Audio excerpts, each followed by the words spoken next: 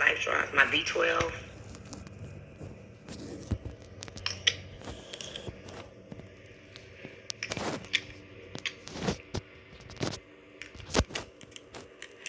Brain food. Everything. If you got energy, focus, and B12 give you raw energy, this is different from the NRG pills. And some of y'all don't like taking pills. And this is actually, congratulations, Carmonia Campbell. You just joined the team. Welcome to TLC. Welcome to Alexa Life. Carmonia Campbell, welcome to the team. Hey, somebody just joined my team. Welcome, girlfriend. We're going to be calling you in 24 hours. Welcome. But yeah, so vitamin B6, vitamin B12, biotin is in this. Period. Fruit extract, pomegranate fruit, green tea leaf. You detox drink from it, of course. I don't understand when people ask that. This is not a feminine, product. Oh, hey, my Florida Blue insurance bill just came out of my account. Yay. But anyway, y'all, I'm about to go. I can't be on here with y'all all day. Bye-bye, everybody. Peace and blessings to you. Have an amazing day. It's raining out. I'm so happy it's raining. What the fuck?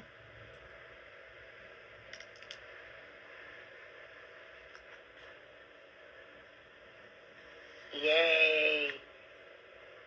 Yeah. B12. Y'all, I'm going to tell y'all something. This is one of the most amazing products. It tightens your skin. Let me tell you something. It tightens your skin. Yeah. Who is this? This is Mr. Walker. I just got a call. Just got some information from my secretary, my staff assistant. Said that you called Florida Department of Law Enforcement and you asked for me. Yeah. Yeah.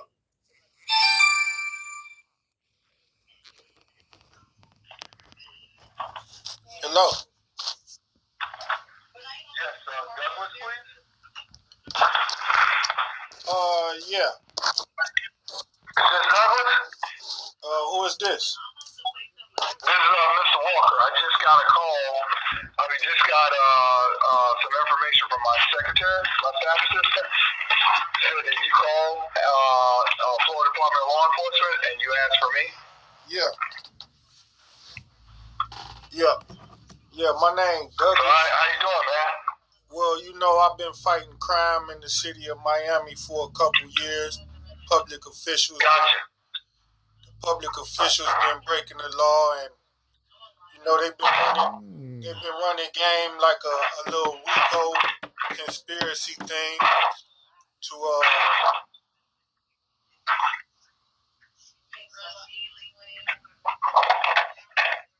I'm listening to you, man. Well, I just keep hearing a lot of noise in the background. I don't want to have to yell over and keep repeating myself. Oh, with you? Because there's nobody in here with me. No, I'm just hearing noise in your background, like you moving furniture or boxes around or something. Oh, no. That's probably just me flipping pages in my notepad. Oh, yeah, it's causing a disturbance. I can't really focus on speaking to you and over what you're doing. Okay, look, man, I apologize. Okay, I'll stop doing what I'm doing. Yeah, but anyways, you deal with government corruption, police corruption. Yeah, I do. Yep, I do.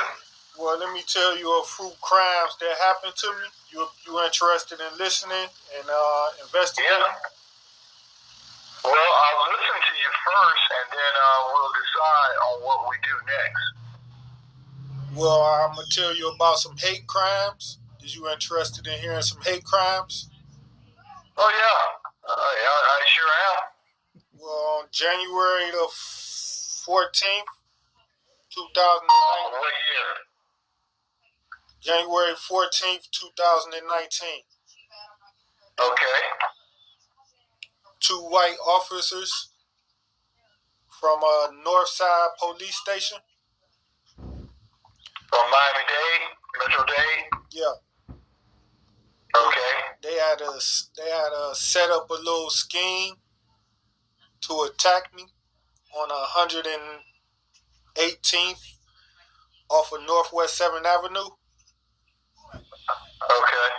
And they had stopped me and handcuffed me and took my cell phone because I will use my cell phone as evidence where I will videotape altercations with different officials, police officers that I had problems with. Okay. And they took the phone to delete. What was that now? They tried to delete something? No, I just keep hearing a lot of noise in your background, just cutting me off from speaking clearly with you. I don't want you to miss out. No, I can't help it, man. Nobody's. It's just me in here. I don't know what else to do. Well, no, I heard you coughing and whatnot, so that's why I stopped to Well, speak. sir, I'm sorry. I'm sorry that I had to cough. Yeah, you ain't gotta apologize. That's why I stopped talking so you can clear your throat and then finish hearing what I had to say. Okay. Yeah, so they had went in my phone and deleted out videos that I had that I was using as evidence where I was making IA complaints against different officers, etc. So these two officers decided to take those videos and retaliate against me for making complaints against different police officers in the city. And on this particular day, they had put me in handcuffs, and the officer's name was Funderburg Lee, Funderburk, last name Lee, Lee. His partner name was Zane Jones, Zane, last name Jones, Jones. And they put me in handcuffs and was walking to their car after they had took my phone and was deleting videos. And also decided to start grabbing me around my throat, squeezing me around my throat, strangling me. Tried to kill me in the middle of the street and was saying, "I hate you, nigger. I'm gonna kill you, you black bitch. I hate you."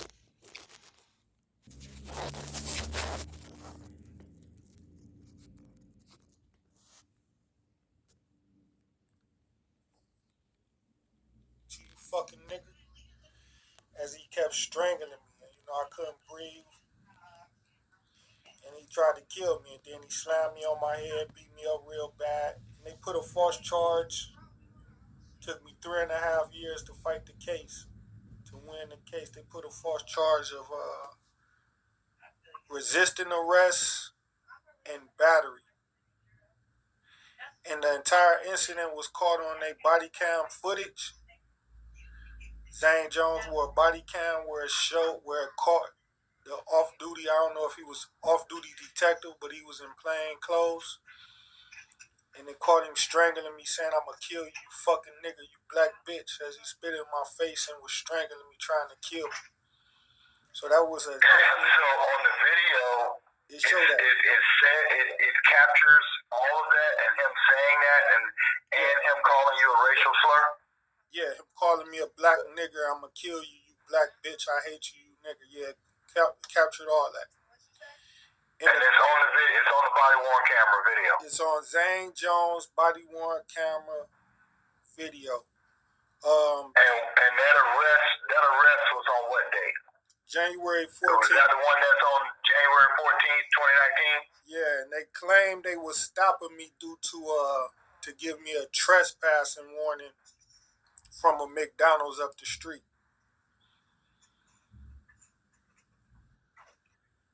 So the claim for the stop was to give me a trespassing warning from McDonald's.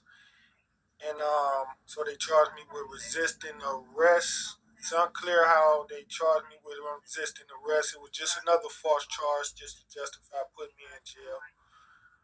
But and then he lied and also put in a report that I had spit on Funderburg Lee.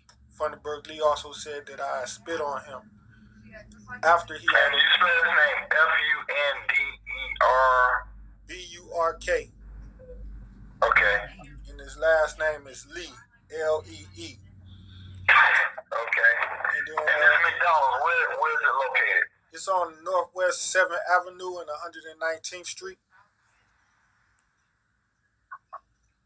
He had they put in their arrest report that they had got a call from a McDonald's manager about a black male that wouldn't leave.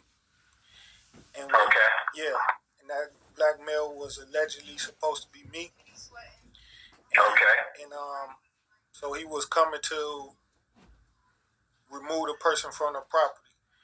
He see me walking down the street, and he writes in his report that he calls me several times to come to him. But he said I kept walking, left the area, and he then called back up, pursued me 2 blocks over, and stopped me and cuffed me. And he mentioned as he was walking me to a police car to put me in this dog cage, he said that I turned around to spit on him and his partner, or him. He wrote in his report it was I spit on him.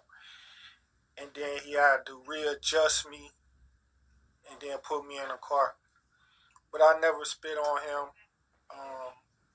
He lied. They spit on me actually, and they was calling me niggers, and they ain't have probable cause to stop me because, as you know, the law, the police can't stop you to give you a trespassing warning from a private facility. Yeah, they can't. They actually can. They can stop you. There's nothing illegal about that. Yeah, because you got the 4th Amendment right against unlawful stops and searches.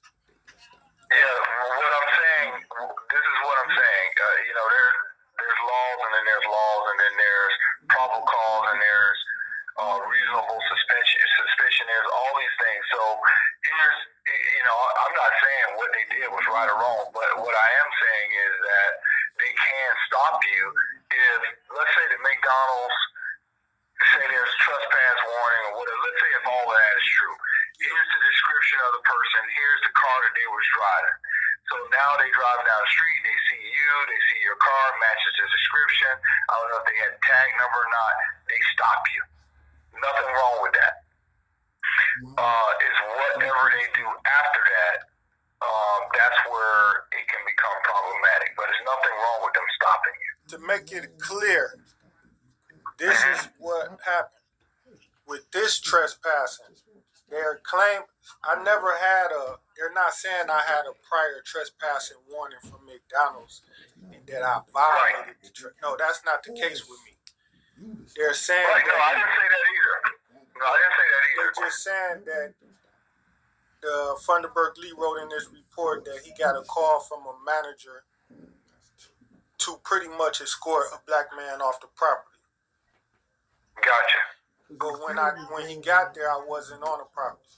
But yet he still called me over there to him, to speak to him. To maybe give me a warning to not come on the property.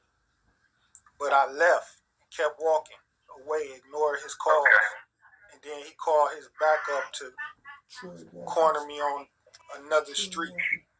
And then they handcuffed me, threw me on the ground, took my property, my phone, deleted it, everything like that. I deleted videos out my phone, and then went to put me in the car and started strangling me, saying, I'm going to kill you, you fucking nigga. But before they get to the strangling part, the thing with them stopping me, they didn't have lawful authority to stop me, to give. What could they have? What crime would these police have probable cause or reasonable suspicion to stop me for? They didn't have. This is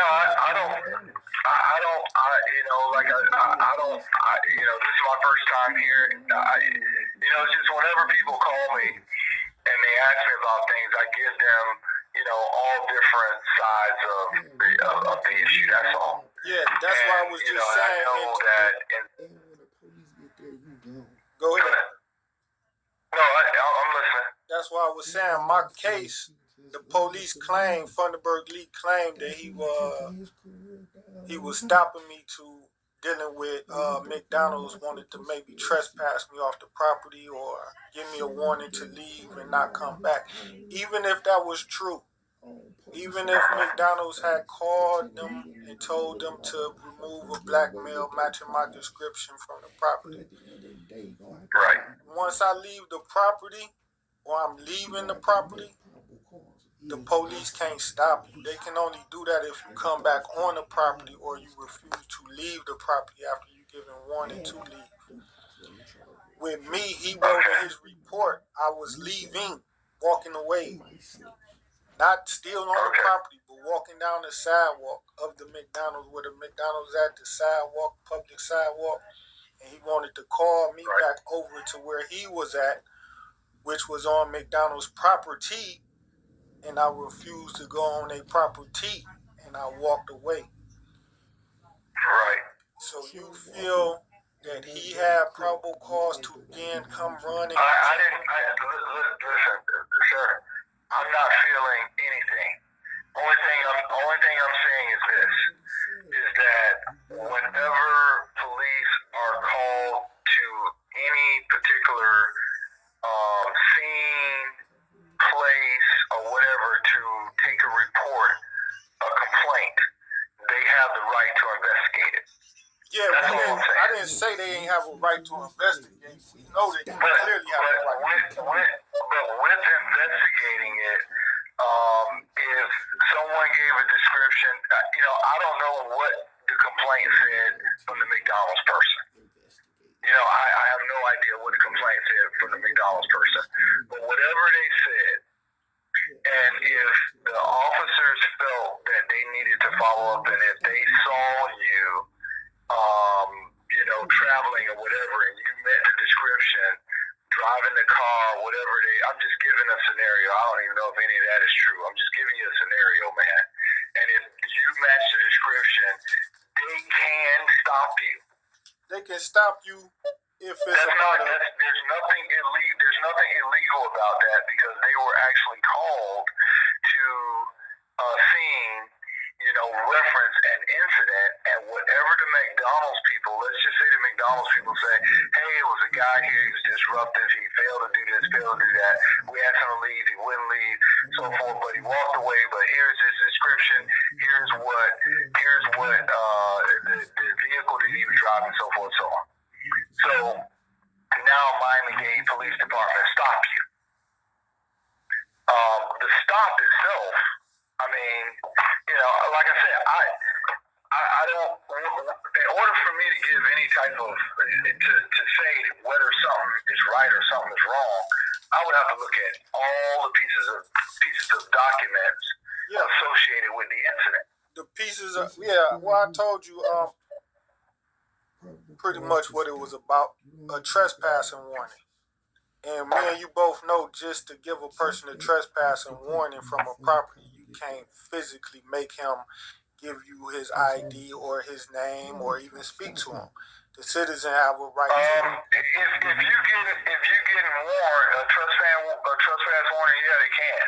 If you given a trespassing warning if the police is called to give you a trespassing warning from property, and you're leaving the property, that's all you have to do is leave the property. You don't have to sit there and communicate and give them your name. Okay, well, Douglas, I'm not going to argue the law with you or argue any of that. You called me, and you had an issue that you wanted to talk to me about. I'm always willing to talk to people, man. I'm always trying to help people. But what I won't do is debate an issue. Okay, well, because that's not my job to debate an issue with you. I ain't debating. I'm just trying to make sure you know clearly what my statement is about the trespassing, what happened. But I'm not taking a statement from you. I'm just talking to you right now. I just said in order for me to take a statement, you have to come in and you have to file a formal complaint, and you got to be able to show evidence of that supports your complaint. You calling me, you're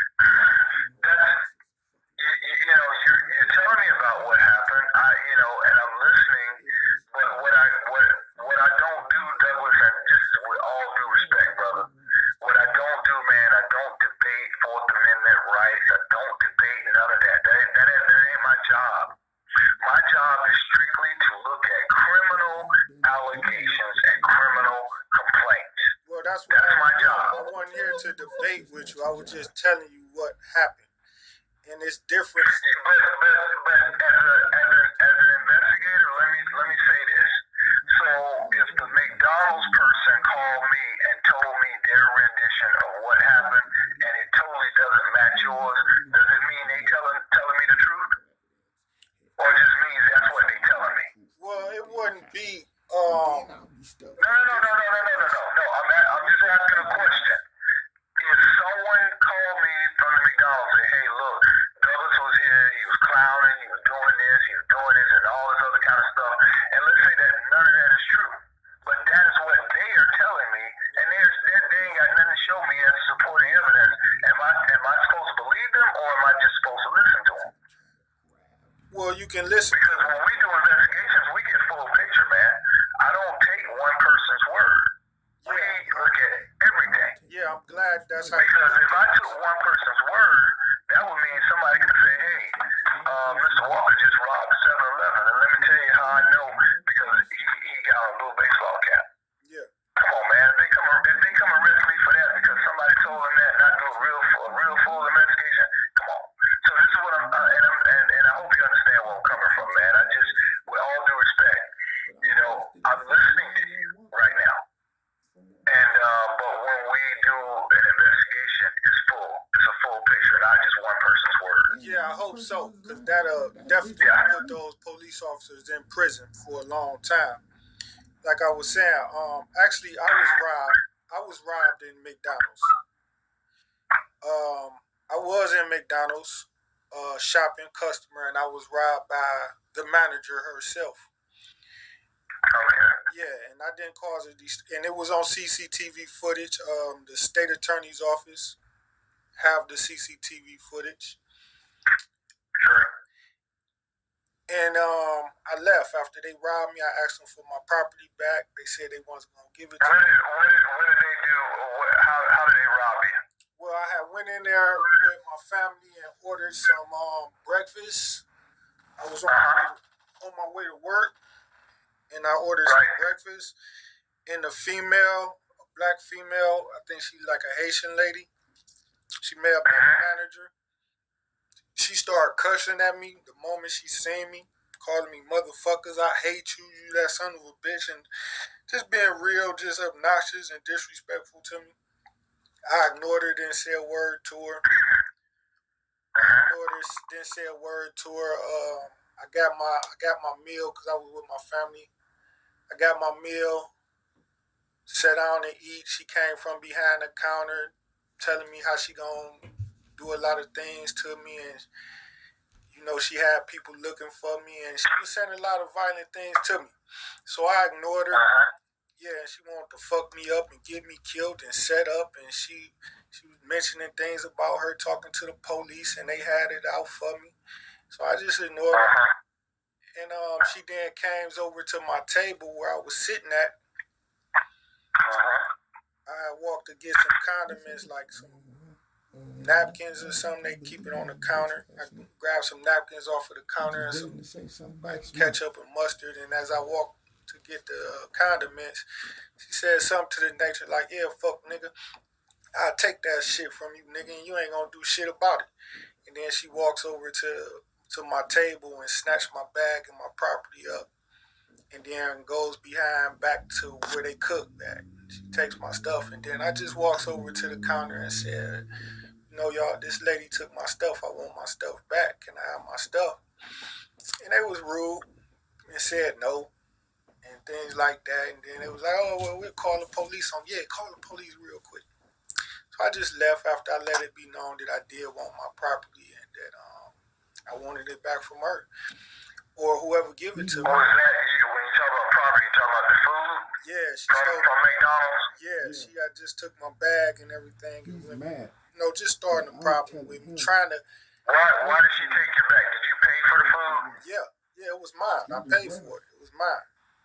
Yeah, it's all on CCTV. So why did she take it? Well, she was trying to excite.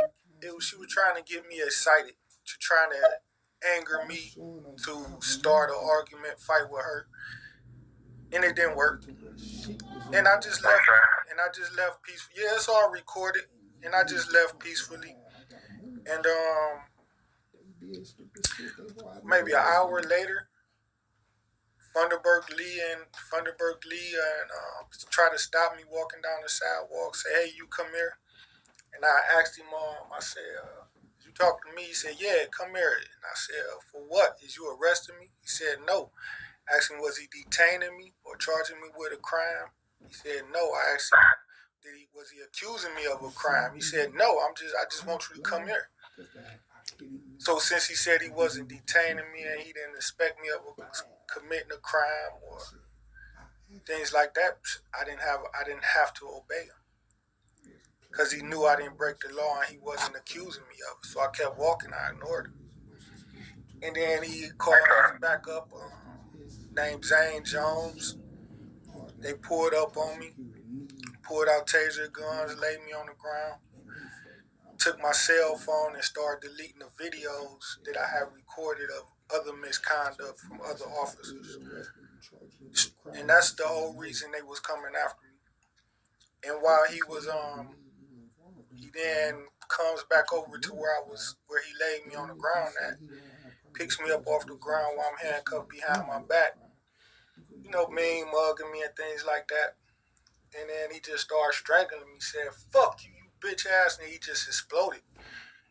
And he started strangling me with both his hands wrapped around my throat and started squeezing, and he was pressing his thumbs into my throat and like up under my neck, so I couldn't even breathe, I couldn't even scream.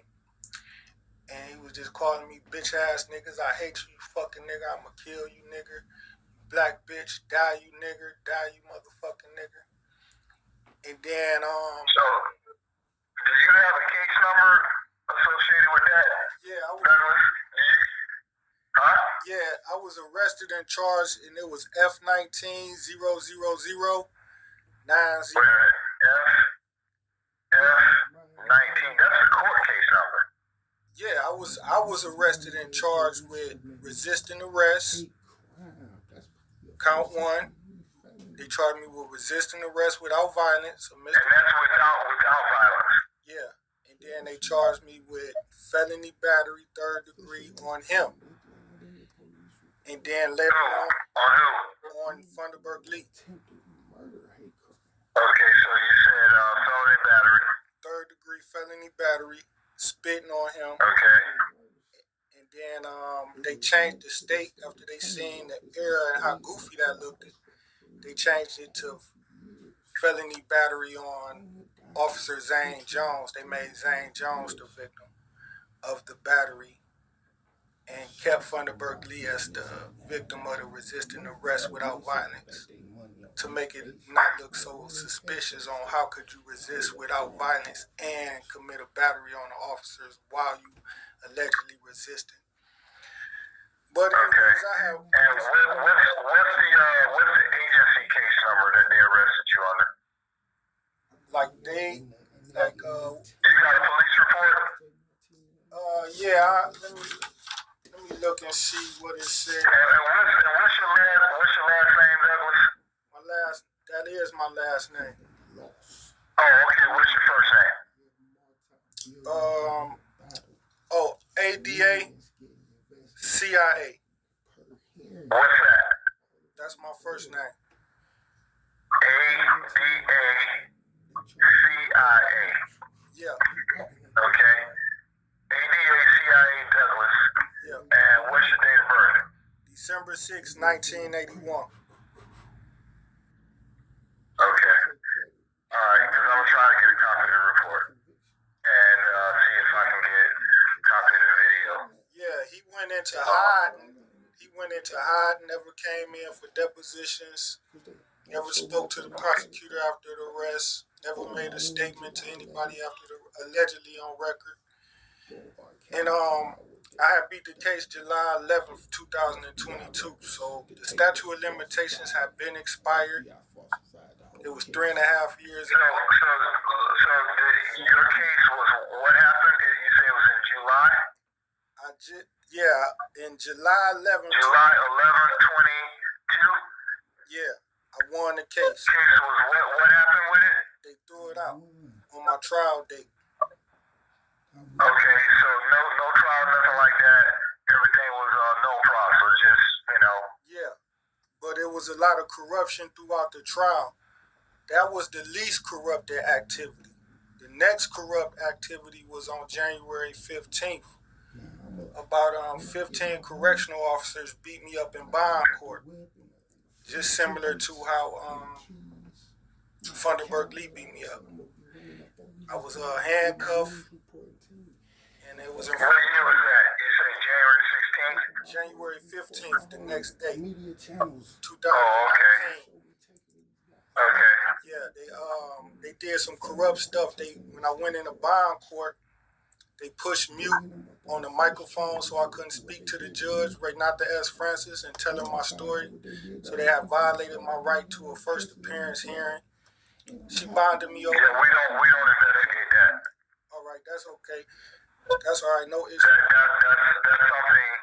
something your lawyers will have to deal with the court system. Yeah. We don't investigate. That ain't no issue. But the next issue is the police officers beat me up real bad in bond court. On like three separate fights. One time we was in bond court on that same day, and I'm handcuffed behind my back and shackled. Okay. It's about 5 or 6 correctional officers flanked around me, holding my arms. And a sergeant walks over to me. This in front of the public defenders, the other inmates. Walks over to me real mad, calling me names, saying "fuck you, nigga," "fuck you, bitch." And then he walks over to me and just started punching me in my face, repeatedly punching me in my face. And his own officers had to grab him and wrestle him away from me. And he broke free from them, pushed him out the way, and ran up and started punching me in the face again. And then his homeboys took me in the hallway going to another unit, dragging me out of bond court, and slammed me on the ground and took my braids, took my head from behind, grabbed my braids and started smashing my head in the ground and broke all my teeth in my mouth. Then they put me in the cell. This was in court? Yeah, this was in bond. This was in front of Renata S. Francis courtroom. She was the bond court judge. And nobody said anything? Yeah, they said what you mean? No, I wrote grievances. Nobody said anything when all of this was going on inside a courtroom that you got 5 or 6 correctional officers holding your arms and holding you back, and you shackled and handcuffed in the back, and a sergeant walking up to you in court, calling you a nigga and punching you in the face. Yeah. And nobody had a problem with that in that courtroom. I didn't say nobody had no problem with it in the courtroom. Obviously, somebody did, because I contacted Internal Affairs when I got out of jail a couple months later, and I had wrote complaints as soon as I was able to get to a pencil and paper. And what I had learned was that Internal Affairs said that a review board had contacted them about my complaint. So somebody had contacted them. Now, I don't know how many people did, but what I had learned, Internal Affairs and corrections, they didn't take statements from any of the independent witnesses. They only took the statements of the police officers, and they was a little contradictory from each other, but trying to stay in order. But they was contradictory. But the best part about it happened on video footage, CCTV footage. And Internal Affairs is just real rude. They themselves is want to cover up the crime. Miami-Dade want to cover up the crime of what Funderburg Lee did, and Miami-Dade Corrections want to cover up the crime of the correctional officers beating me up severely inside of the county jail at bond court the next day. And the next issue, I got a case number PD 21091629. Wait a minute. 2109 PD 210916293747. And this is a Miami-Dade police report, and it deal with me making a complaint against a judge named Carmen Cabarga, who physically beat me up in her courtroom in the month of September of 2000. Judge Carmen Cabarga. She came How you spell her last name? C-A-B-A. Yeah, C-A-B-A-R-G-A. She came off the bench and started swinging on me, fight me while I was a defendant in the defense booth. Pro se represent myself. I had caught her. What they would do was like throw away my motions that I would file and things like that. And she would get mad about it when I would question them about it and catch them in their lies.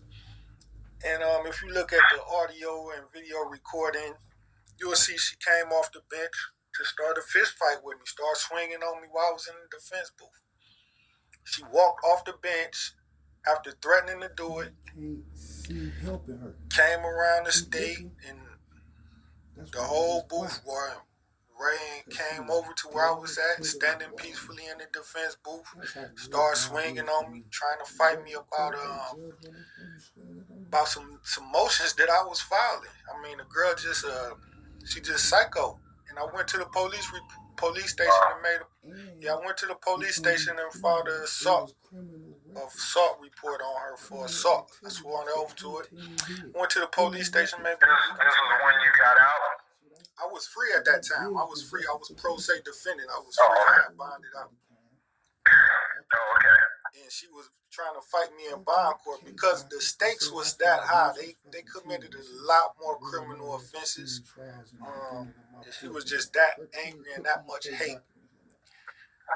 Another incident that Carmen Cabarga and the county court judges did was around Christmas of 2019, December 25th, I was arrested for 2 counts of criminal mischief and I think a misdemeanor battery.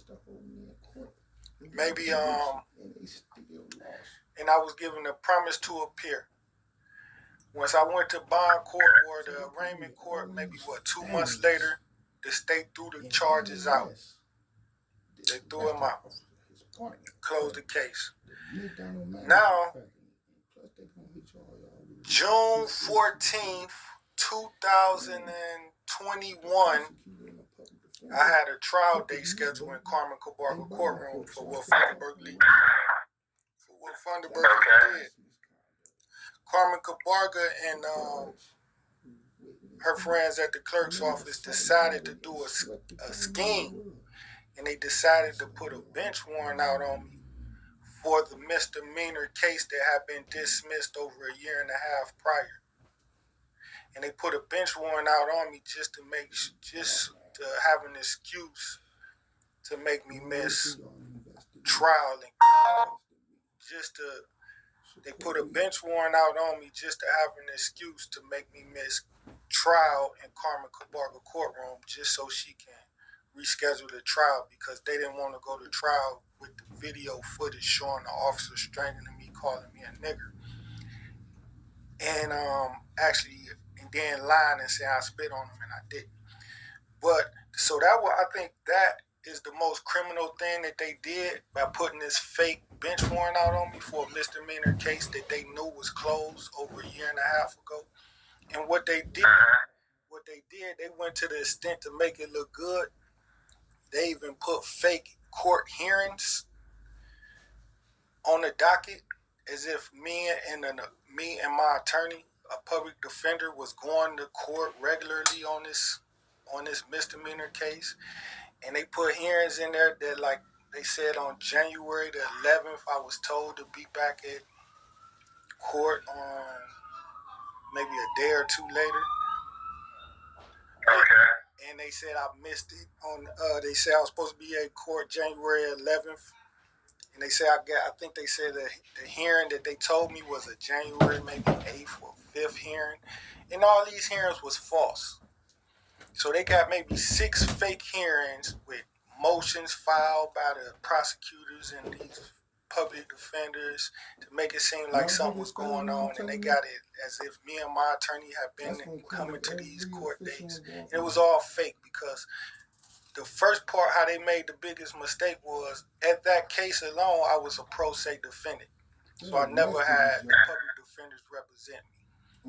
I never waived my rights to represent myself. I waived their presence, and I was my own attorney pro se. And the state had threw that case out. Yeah, the state had threw that case out because they didn't want to give me the discovery, which was the police body cam footage, because it showed actually that I was being robbed and assaulted on Christmas. And when the police got there, the guys were still trying to rob and assault me, and the police had to restrain them.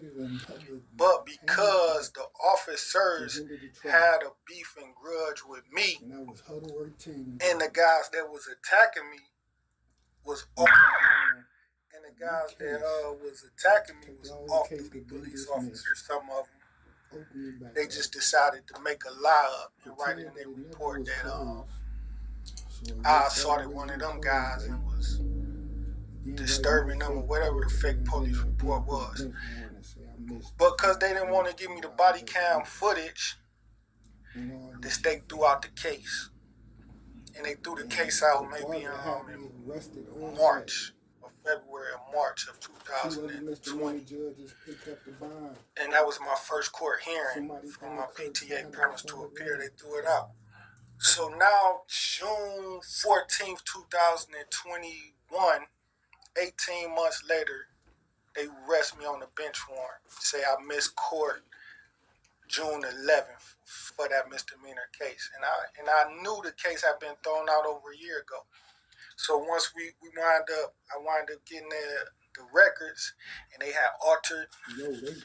Carmen Cabarga had her friends at the clerk's office altered the transcripts, pretending like I had been in court all these days with this alleged public defender, and now they don't want to mention the name of the public defender, and they just going into hiding. And these people just some real gangsters. They real criminals. So when you look into it, you will actually see that the case that they arrested me on was on June 14th. I got the case number, so I got a million pieces of paper in this room. But on June 14th, when they arrested me for a misdemeanor bench warrant, you will see that case had been closed over a year and a half. In the case docket, when you order the transcripts from the days that they actually say that me and these attorneys was in court, you will see that there was no hearings at all. Me or no public defenders had never been in court together since March, and I was my own attorney then, so a public defender still didn't represent me then. So that's a real serious crime of public corruption that you should look into, on top of Thunderbird Lee assaulting me and calling me a nigga, on top of corrections assaulting me, beating me up, slamming my head into the ground, and then breaking my teeth and refusing me medical care for the next, I think it took me about 24 hours to 48 hours before they let me see a doctor. So I had to eat. And what happened when you filed a complaint with the state attorney's office? With the Miami-Dade Internal Affairs. Miami-Dade Internal Affairs, both departments is so corrupt. That's a whole nother set of crimes. At Miami-Dade with the police, they had actually beat me up in their office and threw me out, slammed me on the ground, just to prevent me from filing complaints against the police. Because I have more than complaints against Thunderbird Lee. So it was real nasty and rude to me. I recorded it.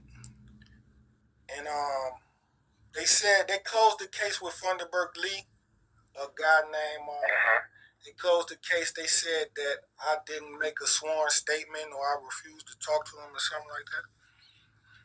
They said they refused to talk to me about it anyways. But when I would attempt to make the complaint on Thunderbird Lee, they just told me outright no, they wasn't going to accept my complaint.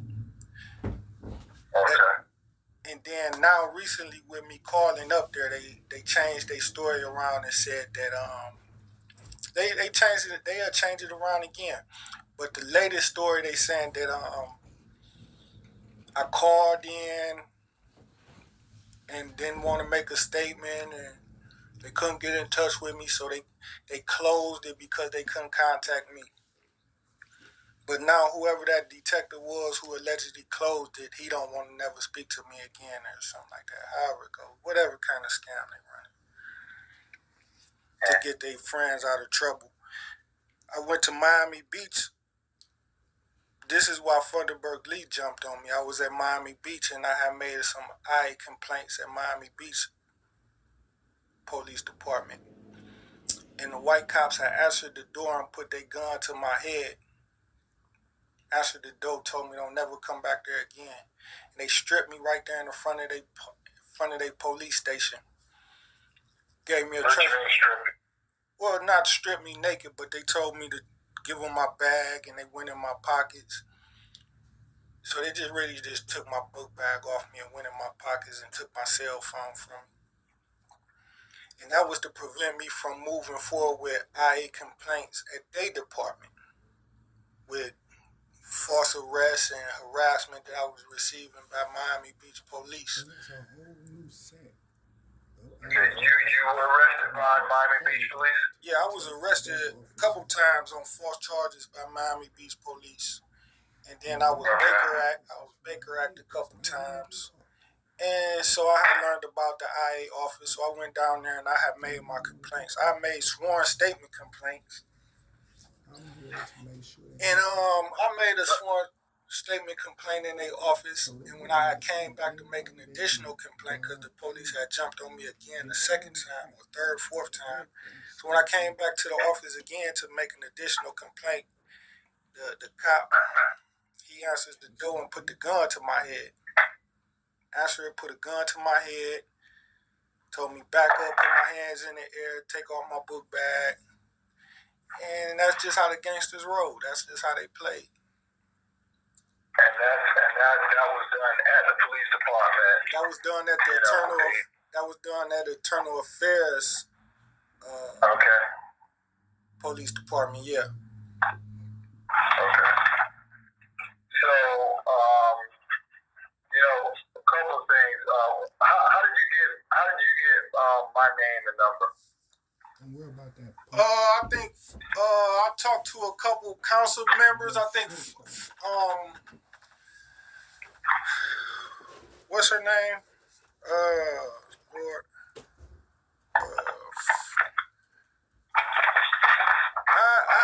I be going down to City Hall in North Miami and things like that, and your name kept coming up. The last who gave you my name and told you to call me? I'm just curious. Yeah, I talked to a couple people. I talked to a couple people. The most recent time I think I was in North Miami City Hall, and I was talking to some people in there. They was telling me since I was having them serious problems with the Internal Affairs Office in North Miami, that I should call the Fdle.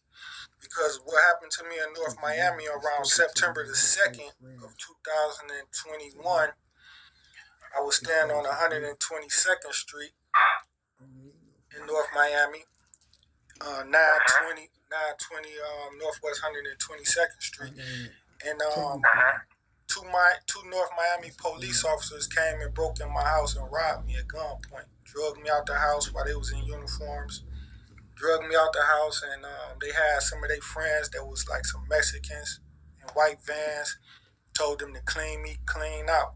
And what they had came for, they took everything, but what they was coming for was all my legal files and paperwork and documents from me filing complaints and video recordings that I had. So they was just doing it like a little mob hit. And they ain't had no legal authority to come in my house. They had no search warrants. They ain't have no eviction notice. They just came in there, cleaned me out, robbed me. Then they boarded up my property. Threatened to kill me, things like that. So I had went to the police department and filed a burglary report. And Internal Affairs refused to, North Miami, the police refused to allow me to make a IA complaint on those officers. Like, I called 15, 20 times, and the guys, if they answer the phone, they'll hang up. And a couple times that I spoke to him, he just said outright no. I'm not gonna do a report for you against his friends against these people. So it was just amazing. And then so the officer name was Erica Carter, who came into my house on September 7th and drugged me out my house. And her one of her male partners, I didn't really remember his name. He was just pretty much backing her up. I remember her name because she was the most aggressive, foul-mouthed one there. And the company that they hired was called Trintec, TRINTEC. And this construction company is over in Opelika, Florida. And these the guys she had come burglarize my house. And what happened, I called Trintec and made a complaint with the employees, the secretary who worked there, and the secretary told me that Trintec workers that's not even a area that they work at, and also that they don't do homes. They deal with industrial businesses. And I was telling her, well, the police and these people came burglarized my house and took care of all my property and everything out of my house, and then they were so conniving with it that they don't even put no records of the workers even coming to my house on that day, which showed they was doing a big cover up, big scheme. So it's a whole lot of criminal activities going on. And Catherine Fernandez-Rundle State Attorney's Office, it's a guy named Irvin Ford. He's now North Miami Beach Chief of Police. And it's a guy named Thomas Chief Tamayo. See, you know these hairs I'm knocking off. Okay. When I would go into the state attorney's office with my police reports to speak to a prosecutor, these guys have physically jumped on me and beat me up and threw me out the state attorney's office and trespassed me out the office. Ford did? Yeah, and they did this on like 4 different occasions. Okay. Yeah, I hadn't broken no rules, violated no rules, wasn't causing no disturbance. It was just they was trying to prevent me from moving forward with getting a prosecutor on my case. And of course, the prosecutors didn't want to help me at all either. So that's why they tag teamed with Irvin Ford and Chief Tamayo. And they jumped me downstairs, drugged me out the door. One time they arrested me, Baker acted me. And other times they just locked the doors and threw me out. No disturbance. I mean, they ain't called security to help them. I won't cause no disturbance. It was just them. Get out. They had to deal with me. One time I was doing depositions as a with this with Funderburg Lee case. Zane Jones had came in for depositions around November or December. And while I was doing depositions, the prosecutor was so nervous because I was exposing them for their corruption. He had Irvin Ford, who had previously trespassed me and beat me up. He had him come into the deposition room. After a couple minutes, they drugged me out, stopped the depositions, drugged me out, threw me out the building, trespassed me again. They threw me out the building, trespassed me again. I hadn't even broken no rules. And they better not come back and arrest you. So these some serious criminals, some serious gangsters. They locking down the state attorney's office to prevent a citizen like myself from making complaints and getting justice. Then they locking the police departments down to prevent me from making police reports. And they locking the Internal Affairs office down to prevent me from making IA complaints on the police. Okay. Well, hey, for starters, let me take a look at this issue. First, I just want to see if I can get the reports and that sort of thing, and then I'll I'll give you a call back and let you know what if.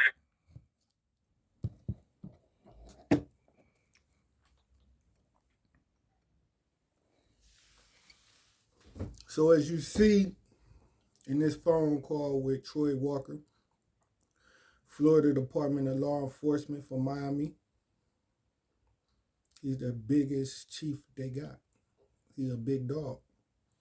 And that position is in a position, a black man has that position. Him, Troy Walker. That's a victory for the black man. That's a upset. It's an upset for the white man. They not prideful to have a black man as their chief. No white man of power is in America. Especially this racist community, white men. But how this black man got in power was not off of the sweat and not off of the back of his peers. His peers didn't get the black community that far up to carry that crown. His peers was a bunch of cowards, suckers, maggots, backstabbers, betrayers. The Black Panthers and brothers like Malcolm X is what fought the way to get that crown. So when the white man was falling down, he paid an infiltrator, black, to take the crown and work a deal out with the Klan. And that's how you get Troy Walker, infiltrating the black struggle. So now it's imperative to think it's not just a black man in office. It's supposed to be a nigga in office. Troy Walker's supposed to be a nigga down with the hood. He's a black man who's perpetrating to be with us. He's an informant, an imposter. Therefore, he's in our place and need to be replaced.